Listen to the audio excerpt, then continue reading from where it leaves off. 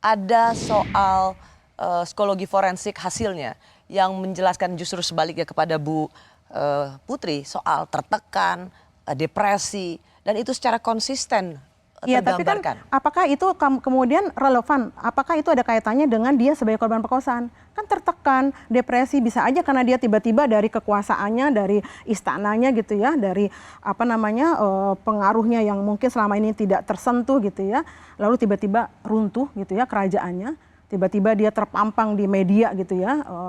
Apa namanya sebagai salah satu misalnya yang juga terlibat dalam obstruction of justice yang itu juga faktanya juga sudah ada gitu ya, bahkan sudah ada apa namanya polisi-polisi yang juga sudah diberi sanksi seperti itu. Nah itu bisa jadi juga dia pasti udah dapat trauma dan juga pasti tertekan. Jadi Nah kalau misalnya sementara ini dia ngakunya dia kan bukan kekerasan psikis loh, dia ngakunya tuh persetubuhan, perkosaan jelas unsurnya itu kan adanya ancaman kekerasan, adanya penggunaan kekerasan, lalu persetubuhan. Itu nggak relevan dengan kalau buktinya hanya dari hasil psikologi kenapa forensik. tidak relevan?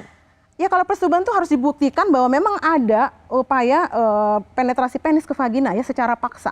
Dan itu biasanya kalau di dalam apa namanya kasus-kasus kekerasan seksual itu ada dengan visum et repertum, itu yang paling mengena untuk alat buktinya, bukan dengan alat bukti yang lain-lainnya. Itu dulu yang paling harus dibuktikan karena persetubuhan dan ada penggunaan kekerasan. Kalau Secara fisik. kalau bisa dilihat kondisi korban secara konsisten menunjukkan depresi berkepanjangan, nah itu secara konsisten tidakkah itu juga bisa? Nggak bisa. Kita kan harus melihat apa namanya unsur delik daripada pasal yang diterapkan, daripada perbuatan. Ini perbuatan kan diakui perkosaan.